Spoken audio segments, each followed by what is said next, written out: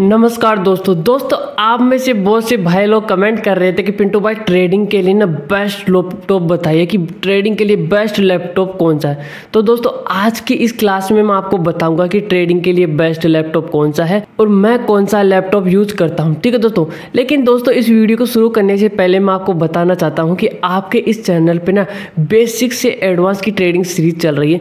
तो जो भी भाई लोग ट्रेडिंग में नए हैं ना, तो वो इस चैनल को सब्सक्राइब करके रख लीजिए, क्योंकि इस सीरीज में ना आपको बेसिक से एडवांस तक ट्रेडिंग सीखने को मिलेगी कि आप अगर स्टॉक मार्केट में नए हो ना, तो आपका पहला कदम क्या होना चाहिए। हम एकदम स्टेप बाय स्टेप से ट्रेडिंग सीखेंगे और हम प्रॉफिटेबल ट्रेडर बनेंगे, ठीक है दोस्तों। तो दोस्तों अब बारी आती है कि ट्रेडिंग के लिए ना बेस्ट लैपटॉप कौन सा है। देखिए दोस्तों, अगर आप ट्रेडिंग में नए हो ना, तो आपको देखो ट्रेडिंग में लैपटॉप तो चाहिए ही, क्योंकि लैपटॉप के बिना आप चार्ट नहीं देख सकते। अगर आप बार बार में मोबाइल में ही चार्ट को देखोगे ना, तो आपका एनालिसिस ना बिल्कुल परफेक्ट नहीं बैठेगा। आपको ऐसे लगेगा कि मैं हाँ भाई फोन में कर रहा हूँ, चलो अच्छी बात है ना, लेकिन आपका एनालिसिस सही नहीं रहेगा जब तक आपको एक बड़ी स्क्रीन नहीं मिलेगी ना। क्योंकि आपको ना अगर निफ्टी में ट्रेडिंग कर रहे हो तो आप ओनली निफ्टी में ही को चार्ट देख के थोड़ी ट्रेडिंग कर सकते हो, आपको बैंक निफ्टी को भी साथ में देखना पड़ेगा, ठीक है। तो कहीं ना कहीं अगर आपने 5,000 रुपये लगा के अगर मान लो फोन को ही देख के आपने ट्रेडिंग करी ना, तो अंत में जाके आप इतना लॉस कर लोगे कि उतने ही पैसों में आप सोचोगे कि एक लैपटॉप ही आ जाता। तो उससे अच्छा है कि हम पहले ही लैपटॉप लेके रख लेते हैं, ठीक है। अगर भाई काम कर रहे हो ना, तो उसी तरीके से कहोगे। अगर कहने का ही ट्रेडर मत बनो कि भाई मैं ट्रेडर हूँ, वो काम तो आपके ट्रेडर वाले है ही नहीं एक भी। तो कहने के ही ट्रेडर मत बनो, काम भी आपका ऐसा होना चाहिए। जैसे कि एक क्रिकेटर होता है, वो बोलता है कि मैं क्रिकेटर हूँ। अगर वो क्रिकेटर क्रिकेट ही नहीं खेलेगा तो वो क्रिकेटर नहीं कहलाएगा ना, कि ऊपर से वो बोल रहा है कि मैं तो एक क्रिकेटर हूँ, तो बात ये अलग हो गई। तो आपको ट्रेडर कहलाना ही नहीं है, ट्रेडर वालों काम भी करना है, ठीक है। तो ट्रेडिंग चाहे से आप 3-4 महीने बाद में सीख के कर लेना, मतलब कि आप ट्रेडिंग में ना पैसे 3-4-5 महीने बाद में लगा के रियल ट्रेडिंग कर लेना। लेकिन उससे पहले एक लैपटॉप तो ले आओ, ताकि आप चार्ट का एनालिसिस तो सही तो कर पाओ।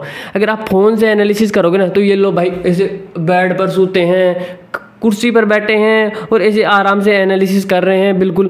तो ये आलसी वाला काम है। तो आपको ना जो चीज़ें आपको देखनी चाहिए, समझनी चाहिए, वो आपके दिमाग में बिल्कुल भी नहीं घुसेगी।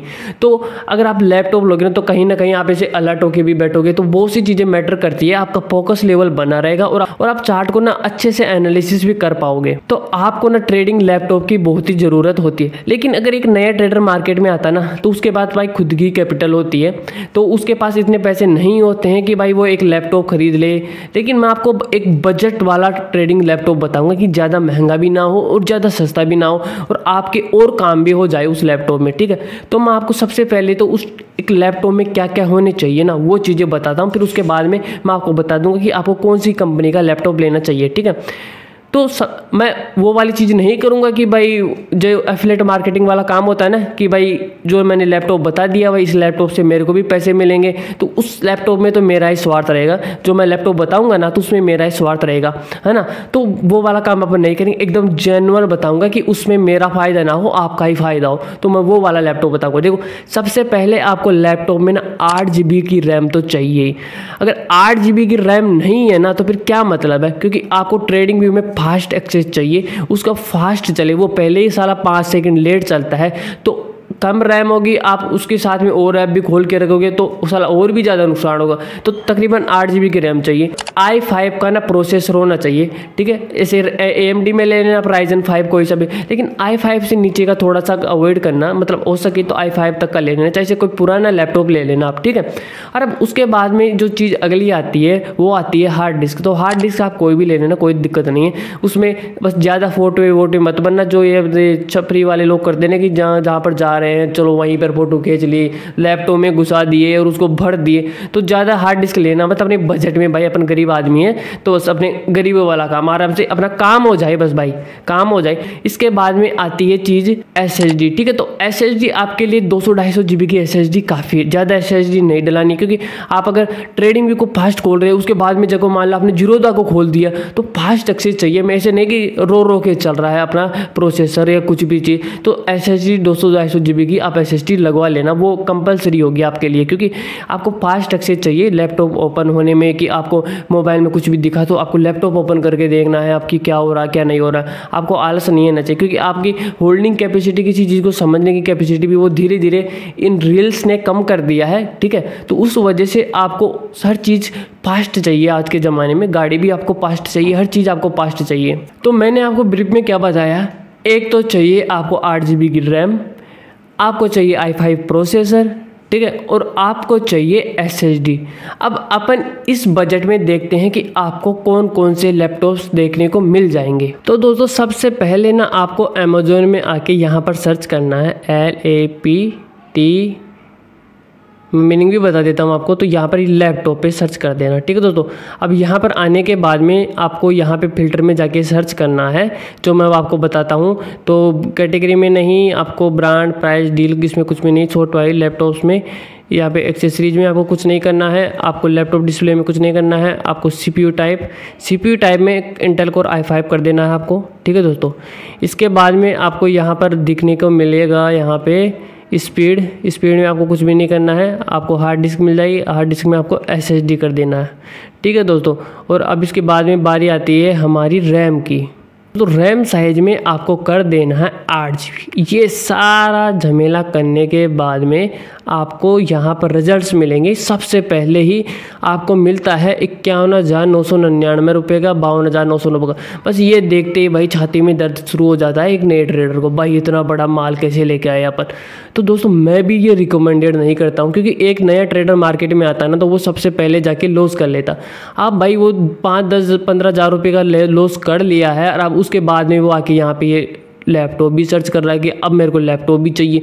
तो वो देखो उस वक्त अपना दिमाग की तरह नहीं चलता है। उस लॉस की वजह से आपको ऐसा लगता है कि मैं लैपटॉप लेके आ जाऊंगा ना तो मेरा लॉस ना कवर हो जाएगा, मेरा चार्ट अच्छे से दिखने लग जाएगा। तो इस गलत फहमी में ना आके यहाँ पर लैपटॉप आके ऑर्डर बुक करा देता, ठीक है दोस्तों। अब दोस्तों ये बात तो बिल्कुल सही है कि आपको लैपटॉप में ना चार्ट अच्छे से दिख जाएगा, कोई दिक्कत नहीं है।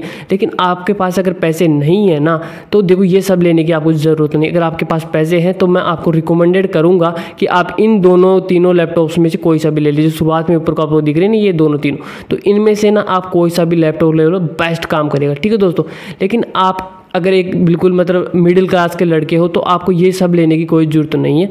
पहला ऑप्शन तो आपके ये है कि आप किसी भी दोस्त के पास में अगर कोई पुराना लैपटॉप हो ना, 10-15 हज़ार में आपको मिल रहा है आपके बजट में, ठीक है दोस्तों। अगर आप एक स्टूडेंट हो, आपके बजट में मिल रहा है 10-15 हज़ार में, तो कोई दिक्कत नहीं है, आपकी पढ़ाई भी हो जाएगी उसके अंदर, और ट्रेडिंग में आप एनालिसिस भी कर पाओगे, तो कोई भी दिक्कत नहीं है। आप अपने दोस्त से किसी से भी कोई पुराना लैपटॉप ले लो, कोई दिक्कत नहीं है। लेकिन दोस्तों अब बारी आती है कि मैं जब ट्रेडिंग में आया था ना भाई, मेरे पास भी इतने पैसे नहीं थे भाई। 50,000 रुपये ये जो आपको दिख रहे हैं ना भाई, मेरे पास तो नहीं थे। तो मैंने एक दोस्त से पुराना लैपटॉप लिया था, उसको थोड़े दिनों में मैंने यूज़ किया था, उसके बाद में मैंने PC ले आया था, मैं PC में काम करता था, ठीक है दोस्तों। लेकिन अब बारी आती है दोस्तों, फिर मैंने ऐसा क्या किया कि मेरा एनालिसिस सही जाने लग गया था। तो मैंने सबसे पहले ना मैंने टैबलेट ख़रीदा था, क्योंकि दोस्तों टैबलेट में ना मैं कहीं पर भी बैठ के ना एनालिसिस कर सकता हूँ, और एक मेरे को बड़ी स्क्रीन भी मिल जाती है, और मेरे को बैटरी भी मिल जाती है उसमें अच्छी खासी। अगर लाइटें चली जाए ना तो कोई फ़र्क नहीं पड़ता था मेरे को, मैं मेरा एनालिसिस कर सकता था, हर चीज़ मेरे को मिल जाती थी। तो दोस्तों अगर आपको चाहिए ना कि मैं शुरुआत में कौन सा टैबलेट यूज करता था और एक मिडिल क्लास लड़के के लिए बेस्ट ट्रेडिंग टैबलेट कौन सा होगा, तो आप कमेंट बॉक्स में बता देना, मैं आपके लिए एक बेस्ट ट्रेडिंग टैबलेट का भी वीडियो बना दूंगा, ठीक है दोस्तों। लेकिन मैं सही बता रहा हूँ आपको कि शुरुआत में ना इन सब के झमेले से अच्छा है कि आप ना एक बढ़िया सा टैबलेट खरीद लो, बढ़िया सा टैबलेट, एकदम मस्त टैबलेट, तो वो आपके लिए बेस्ट रहेगा, ठीक है दोस्तों।